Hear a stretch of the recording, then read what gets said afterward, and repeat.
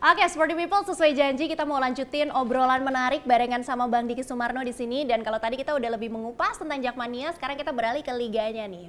Menghadapi musim berikutnya dengan format yang baru, jumlah pertandingan juga lebih banyak. Sebagai seorang supporter, pandangannya seperti apa, Bang? Belum bisa berkomentar banyak karena belum ngerasain ya enaknya atau nggak enaknya gitu. Negatif, tapi yang jelas ya. Plusnya juga belum berasa. Tapi kalau gitu kita ya? lihat bahwa jika nanti peringkat 1 sama peringkat 4 itu jaraknya 20 poin, itu kayaknya kalau diaduin lagi sayang ya. Ya kan, kecuali bedanya 3 poin, 2 poin atau 5 poin itu oke lah. Tapi kalau bedanya jauh kayaknya sayang banget harus diaduin lagi gitu. Kasihan yang peringkat 1-nya kan gitu. Kurang lebih seperti itu. Tapi melihat sepak bola sekarang dengan liga yang baru, saya sih melihat adanya satu harapan bahwa oke, mungkin yang kemarin kita lakukan mungkin ada kurang baiknya, sehingga dicoba yang baru. Nah, untuk menilai itu kita belum tahu karena kita belum jalanin. Gitu sih sebetulnya. Tapi seenggaknya mencoba menerima dengan lapang dada, melihat mungkin memang ada perbaikan-perbaikan yang coba dilakukan di season yang berikutnya ini ya. Melihat kembali bagaimana pemain-pemain yang akan memasuki musim baru. Kembali muncul nama Marco Simic di sana. Sebagai seorang supporter melihatnya gimana sih? Karena kan kalau kita kilas balik kemarin, ya bisa dikatakan track recordnya endingnya agak kurang mulus ya, antara Persija dan juga Simic gitu. Jadi gimana nih pendapatnya? Kalau saya pribadi gini, saya memiliki hubungan yang cukup baik dengan Simic gitu ya. Dan saya tahu dia itu adalah pemain yang memang cinta sama Persija sebetulnya. Kejadian beberapa waktu lalu memang adalah bom waktu yang memang udah saya khawatirkan terjadi, sehingga mungkin adanya salahnya miskomunikasi atau apapun. Tapi saat itu juga saya orang yang paling keras juga untuk melawan Simic saat itu, untuk berargumentasi terhadap dia sampai mungkin agak bertentangan dengan beberapa pihak gitu loh. Nah, tapi di satu sisi bahwa jika memang kembalinya Marco Simic adalah sesuatu yang baik untuk Persija, ya bukankah kepentingan Persija itu di atas segalanya? Jadi ya kita lihat itu. Nah, toh pun kalau memang teman-teman ragu sama kualitas Marco Simic belakangan ini gitu ya, toh kita pun masih ada 3 slot asing lagi sebetulnya yang bisa dimanfaatkan oleh pelatih gitu loh. Karena kan ada slotnya kan 6 kan. Nah, 6 ini kan memang banyak banget kan. Kita udah ada Kudela, ada Rio Matsumura, dan sekarang ada Marco Simic, dan masih ada 3 lagi. Dan dengan pilihan 1 Asia Tenggara. Nah, artinya kita masih punya banyak pilihan karena pemain asing tuh pilihannya lebih banyak dibandingin pemain lokal. Ya kan, kita bisa ngambil dari mana aja dan siapa aja. Jadi dan kebetulan saja musim ini dan musim kemarin Persija dilatih sama Thomas Doll. Which is itu Thomas Doll itu adalah pelatih yang super luar biasa, pintar, bisa mengangkat Persija, bisa menempatkan level permainan Persija ada di sisi yang bagus. Ya sehingga kalau saya ketika kita sudah percaya sama satu orang, ya sudah kita percayakan dan kita nilai dia berdasarkan hasil fakta di lapangan, bukan berdasarkan hasil asumsi kita sebetulnya. Jadi move on aja dulu dari masalah yang kemarin ya. Mungkin ada beberapa keputusan yang tidak bisa di-share juga sama pihak manajemen ke hadapan publik, tinggal waktu yang menjawab gitu kali ya, Bang. Apakah Simic mampu membuktikan ataukah memang ya ini hanya sekedar sekedar syarat untuk menyelesaikan persoalan yang sudah terjadi. Kontraknya berapa lama sih, Bang? 2 tahun kalau nggak salah. 2 tahun.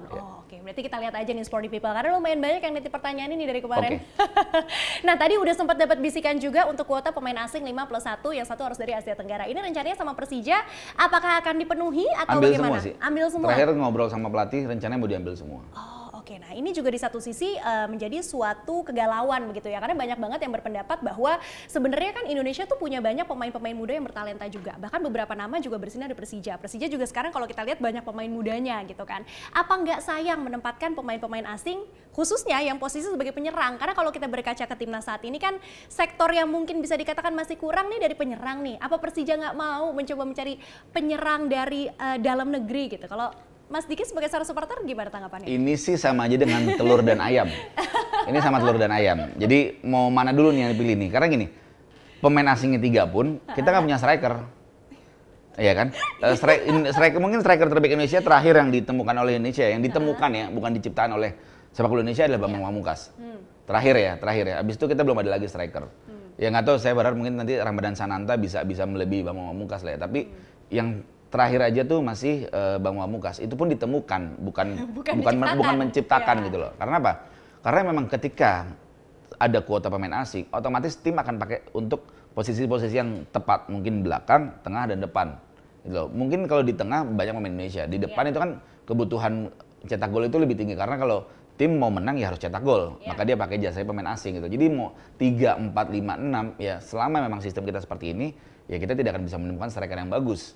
Tapi balik lagi bahwa apakah dengan keputusan 6 pemain asing ini menjadi stimulus yang baik bagi kompetisi pemain di Indonesia?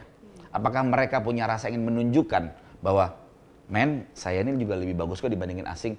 Kalau itu yang bisa diambil, itu menjadi sesuatu yang bagus kan untuk sepak bola kita. Tapi kalau kitanya skeptis bahwa ya gimana saya mau main, orang strikernya aja asing, ya kan? Itu kan masalah mindset aja sebetulnya. Nah, ini balik lagi tadi saya bilang bahwa ini telur sama ayam.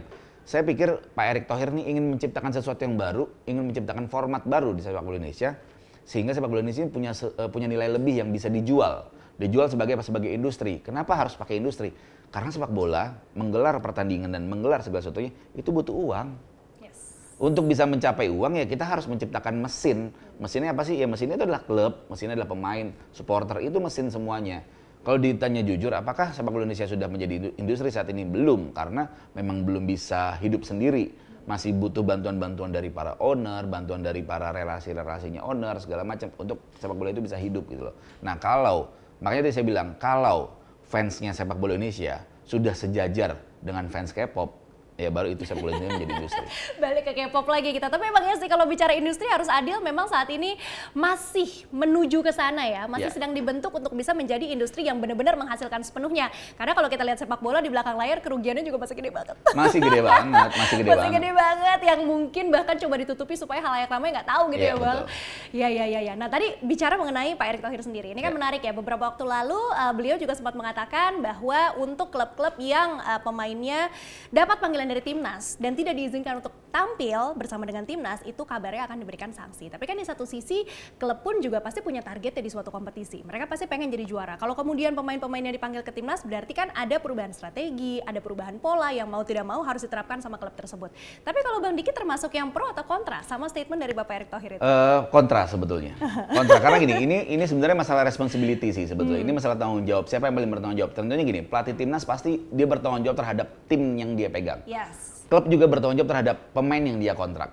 Ketika pelatih timnas merasa tidak puas dengan kualitas pemain timnas sehingga dia membutuhkan waktu yang lebih lama untuk melakukan latihan, melakukan analisa terhadap satu pemain dan membentuk tim, itu kan berarti pola sepak bola kita yang tidak bagus sebetulnya. Nah, tapi di sisi lain, klub kita juga punya tujuan, juga punya rencana, juga punya target bahwa pemain ini tidak boleh bergabung dulu karena kita mau ada uji coba dengan ini, kita mau lihat dulu tim kita seperti apa, sehingga oke, kita akan kasih dia ke TC Timnas atau ke pertandingan FIFA Matchday, itu H-3, H-5 atau H-7 segala macam sesuai dengan kesepakatan. Tapi balik lagi, segala sesuatu itu bisa dikoordinasikan asal ngobrol sebenarnya. Contohnya misalkan pelatih timnas ngobrol sama pelatih klub bahwa kita minta dong datanya, misalkan pemain Rizky Ridho nih, data Persija. Di Persija gimana datanya? Strength-nya berapa, terus kekuatannya berapa, speed-nya berapa, segala macam. Nah, kayak gitu-gitu kan hal yang sebetulnya fundamental, ngobrol bisa selesai persoalan. Karena memang ketika sudah pemain kita ditarik ke timnas, tim kita nggak punya pemain, sementara tim kita harus main. Ini kan berarti ada satu sistem yang salah, sistem fundamental yang salah. Di mana-mana ketika ada FIFA Matchday atau ada agenda timnas, ya klub nggak boleh jalan pertandingannya. Karena semua harus fair. Walaupun bukan masalah pemainnya tidak dipanggil, bukan masalah, tapi bahwa semua harus football family ini harus setuju bahwa semua agenda timnas harus didukung. Setidaknya mereka nonton pertandingan timnas. Jadi bukan timnasnya main hari Selasa malam, klub juga main hari Selasa malam. Itu kan jadi lucu gitu maksudnya. Nah, ini yang mungkin coba dibenahi dan harapan saya juga ini segera dibenahi karena hal-hal fundamental ini kalau nggak kita benahi, ya selamanya kita nggak akan kemana-mana. Dan balik lagi bisa balik merugikan industri sepak bola di Indonesia sendiri ya, khususnya untuk liga yang sudah berjalan begitu. Apalagi tak? Masalah supporter tandang tadi. Oh iya benar. Supporter tandang terus mulai ke tadi Pak Erick Thohir sejauh ini menurut kacamata Bang Diki seperti apa? Terus ini udah masuk tahun politik, adakah di masa lalu atau sekarang gitu ada yang mau coba mensusupi di Jackmania secara anggota kan lumayan banyak. Oke. Untuk keputusan sementara supporter tidak boleh hadir dalam pertandingan tandang sendiri, tanggapannya gimana Bang Diki? Kalau kecewa pasti kecewa, karena setiap supporter tuh pasti ingin nonton timnya main dimanapun. Tapi balik lagi bahwa segala bentuk peraturan, kebijakan sebelum diketok, itu pasti dipikirkan dulu. Jadi saya mencoba posisikan diri saya sebagai pihak membuat peraturan itu ya, bahwa kenapa ya tidak boleh ya. Ya mungkin ini waktunya juga supporter untuk berkaca. Waktunya juga supporter untuk belajar dan menilai apa sih yang harusnya kita lakukan sebetulnya gitu loh. Karena memang ketika setelah kejadian Kanjuruhan, ada juga beberapa pertandingan yang memang melibatkan supporter dan ternyata ada hal-hal yang tidak kita inginkan. Nah artinya kan memang ini yang mau nggak mau juga kita harus jaga dan rapihkan. Nah justru saya berharap, oke lah ketika federasi dan operator memutuskan tidak ada supporter away, so what's next? Apa selanjutnya?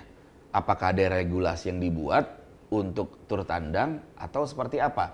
Nah sampai hari ini belum ada langkah-langkah selanjutnya dari hasil kebijakan tersebut. Saya berharap setelah membuat kebijakan tersebut dan memutuskan, ya selanjutnya adalah yuk begini loh, karena kita punya waktu nih, kita punya waktu untuk membuat regulasi tur tandang supporter seperti apa sih?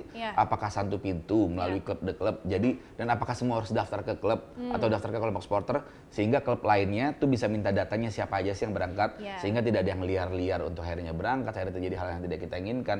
Jadi ya regulasi ini yang kita perlukan sebetulnya. Kalau memang mau ngerapin sepak bola Indonesia, yuk langsung rapin sekalian semuanya. Jangan setengah-setengah gitu ya. Iya. Mungkin kalau kita lihat dari sisi lain, mereka masih coba untuk melihat dulu seperti apa dampaknya terhadap klub-klub yang bertanding mungkin. Ya kita lihat aja nanti perkembangannya ke depan seperti apa. Tadi menarik juga nih, sempat ada kata-kata supaya datanya ketahuan, nggak ada yang nyelip-nyelip siapapun mereka yang berangkat. Nah ini kan masuk tahun pemilu nih Bang Diki. Kita ketahui, Kita ke JIS dulu baru ke sini ya. Oh oke. 3, 2, 1. Nah itu kan tadi untuk peraturan pertandingan tandang. Kalau kandang sendiri untuk Persija gimana nih? Kemarin aku sempat baca berita untuk JIS sendiri akan menjadi markas dari Persija, tapi kayak maju mundur. Belum sih kalau JIS. Kalau JIS belum sih. Kalau JIS belum. Makanya kita saat ini musim ini masih pakai GBK dan opsi keduanya adalah Patriot. Oke, tapi sempat ada perasaan kecewa nggak sih? Karena kan waktu itu pemberitaannya kayak udah yakin banget ya bahwa Persija akan bermain di JIS gitu.